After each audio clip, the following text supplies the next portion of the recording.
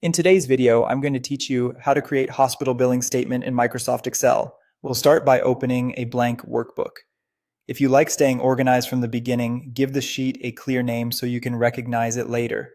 Think of this file as a template you can reuse. So start clean and keep things labeled.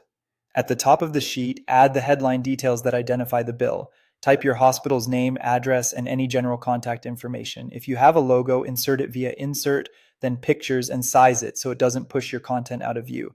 Just beneath, add patient information such as patient ID, full name, and date of birth.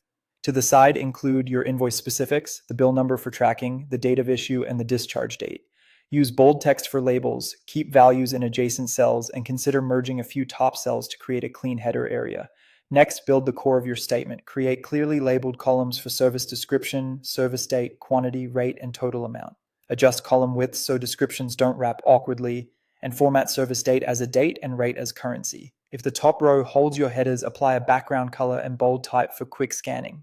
Now, automate the math so the sheet works for you. In the total amount column, enter a formula that multiplies quantity by rate, then fill it down for all future rows.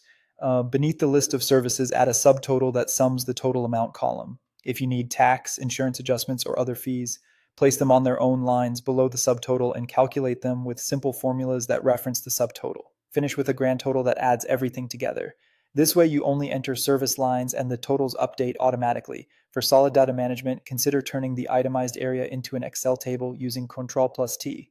Tables make sorting, filtering, and extending formulas effortless. Add data validation where helpful, for example, restrict quantity to whole numbers and rate to decimal values, and create dropdowns for common services to keep naming consistent.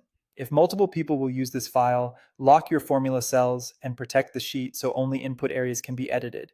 Finally, polish the layout. Apply consistent currency and date formats, align numbers to the right and text to the left, and add borders so each line item is easy to read.